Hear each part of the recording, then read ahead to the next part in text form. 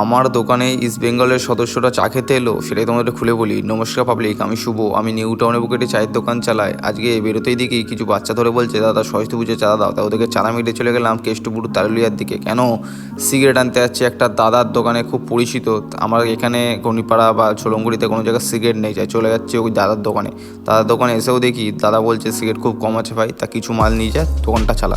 দাদার কাছে কিছু মাল নিয়ে সে দোকানটা খুলে দোকানটা চালাতে লাগলাম। আর সিগারেটে এত আকাল পড়েছে, এই ফেব্রুয়ারি মাস এলে প্রতি বছরই সিগারেটের একটু আকাল পড়ে।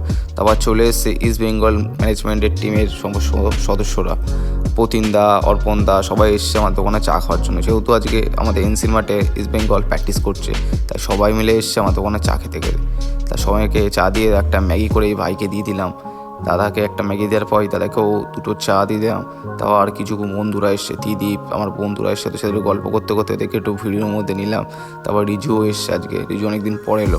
তারপর একটা ম্যাগির অর্ডার পেলাম, তো ম্যাগিটা কমপ্লিট করে ভাইকে দিয়ে দিলাম। দেখি চা শেষ, তাই আবার চা বসালাম। চা হতে হতে দেখি সুজয়রা এসছে, তাই সুজয়কে একটু ভিডিওর মধ্যে নিলাম।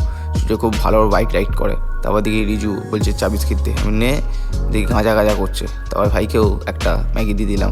তারপর এই ভাইকেও একটা ম্যাগি দেওয়ার পর দিদি বলছে ম্যাগি বসা, তা আমরা সবাই মিলে ম্যাগি খাই। দেখা হচ্ছে পরের মিনি ব্লগে, টাটা।